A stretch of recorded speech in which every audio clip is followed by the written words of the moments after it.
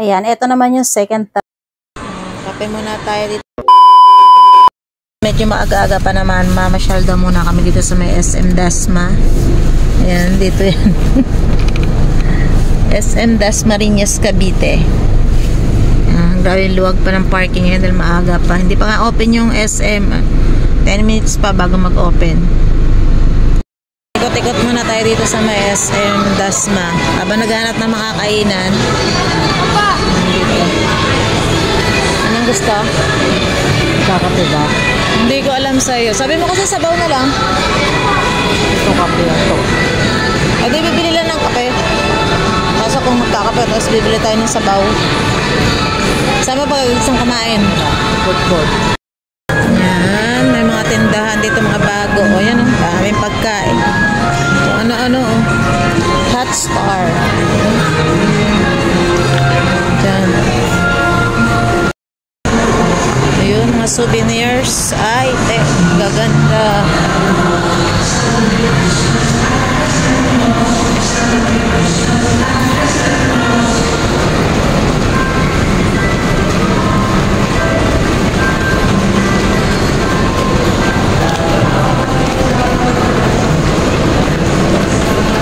Sa food court kakain. Ito kasi may sabaw.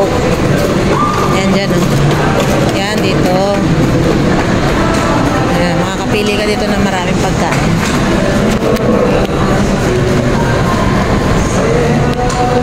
Doon sa Ted's may sabaw doon. Wala pang ganong kumakain ngayon. Kasi maaga pa eh. Yan. Masarap din yung mga pagkain dito. Cavite lechon. Sarap yung mga pagkain dito. Ayan dito sa Ted's Lapas Batchoy. Gusto mo yung Lapas Batchoy? Ayan, sarap yan. Ayan o. Ayan o. Extra super. Sa amin, super special. Yung maliit na size lang, ma'am, super.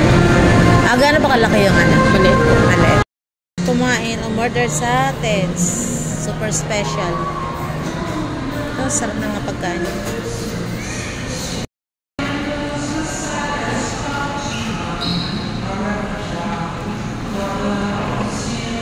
Ito na in-order namin na Lapas Batchoy ng Ted's. Sarap na ito, oh. Tapos meron akong kasama mga ganito condiments. Kain na habang mainit pa. Tikman natin itong sabaw.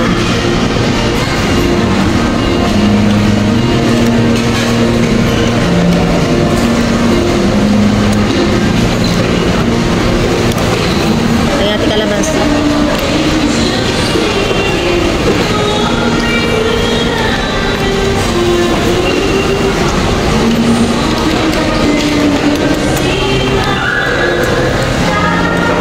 Sauce. Tayo na konting patis, medyo matabang. And paminta.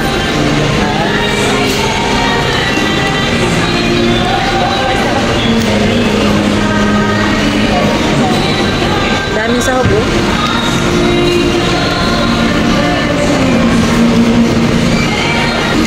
Hindi. Ayos.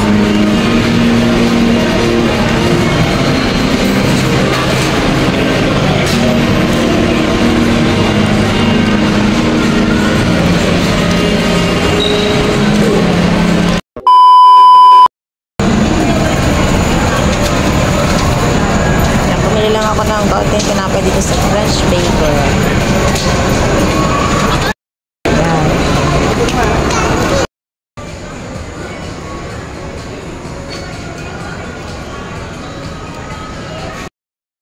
Kape muna tayo dito sa Starbucks. Pagkatapos namin mag-ikot-ikot, magkape-kape lang muna. Kape-kape muna tayo dito sa Starbucks. Sobrang lamig.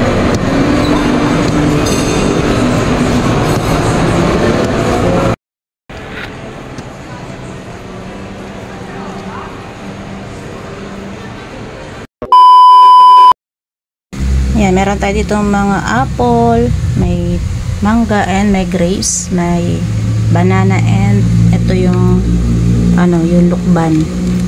So ito lang yung mga binili ko dahil ito lang yung kinakain ko halos.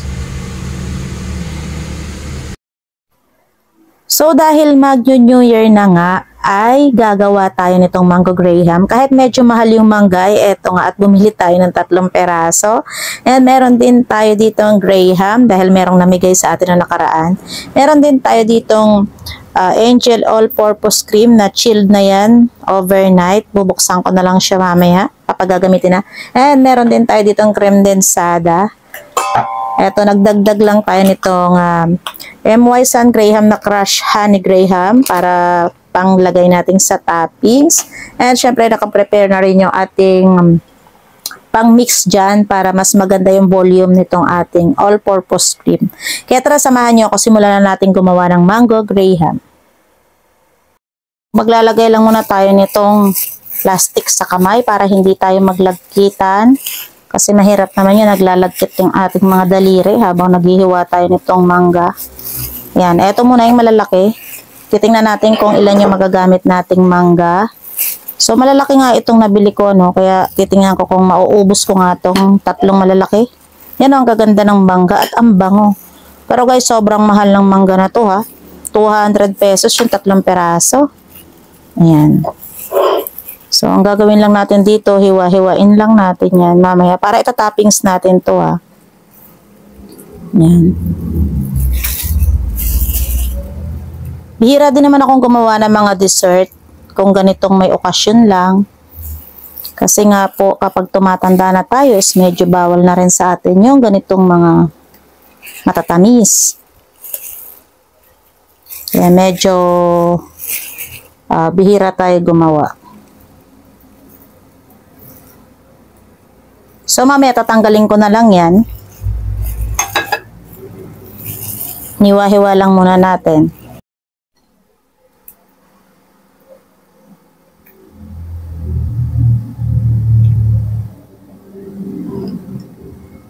Yeah, mahirap pala pag naka-plastic gloves, hindi ako makakilos, kaya yun, tinanggal ko rin. So, malinis naman tong kamay natin dahil tayo ay naghugas ng kamay bago tayo gumawa. Kasi nga, hindi tayo makakahawak ng husto kapag kayong naka-plastic gloves. Dumudulas din. Yan.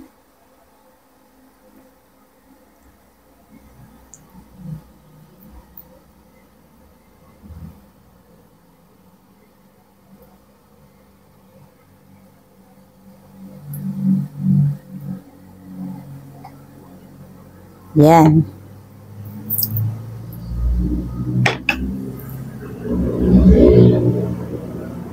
Then, open na lang din natin to. First, the gunting.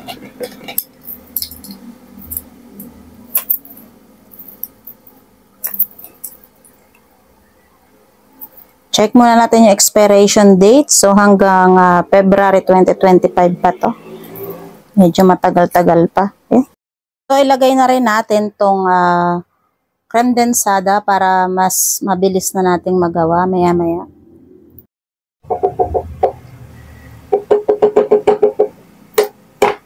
Yan, ilagay na natin tong Angel creme densada para paghaluin na lang natin ng sabay. So, sinisimot-simot ko lang dahil may mga natitira pa nga. Ayan. So, ayan. Start na tayo mag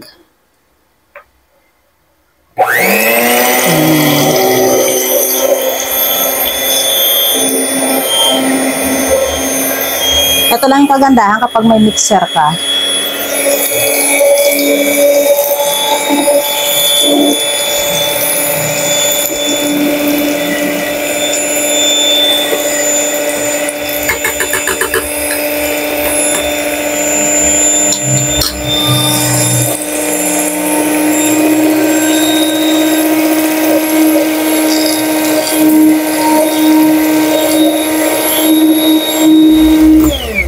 Yan. Pwede mong pahingahin yung mixer mo para hindi naman siya ganun ka, baka kasi uminit din minsan to. Pero ito wala pa naman dahil kakagamit ko lang. Ito.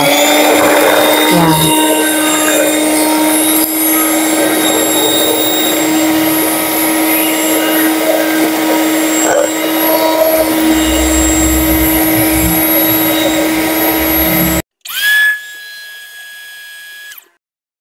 So, lagyan lang muna natin dito sa ilalim para kumapit yung graham.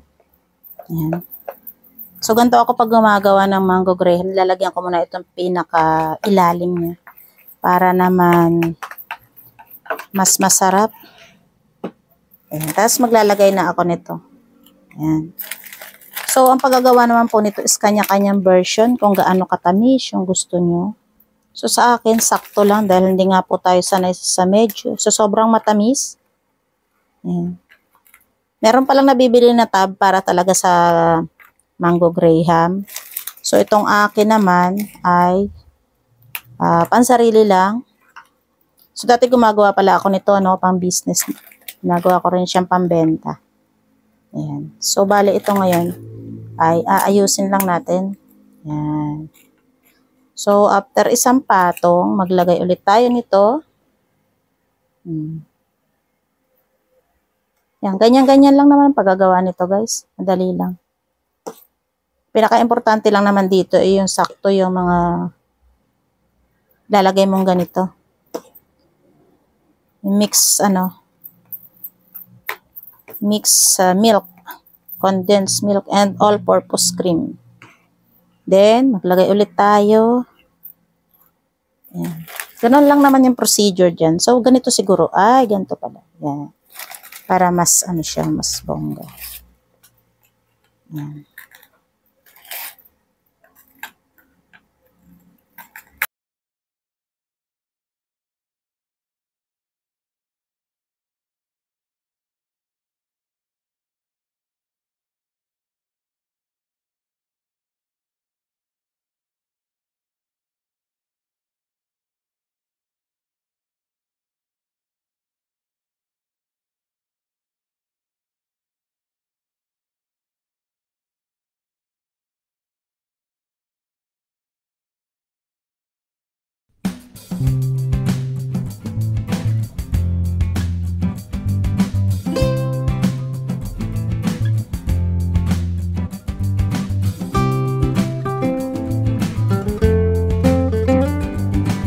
Ayan, ito naman yung second tab kong nagawa. Medyo maliit lang siya. Ayan.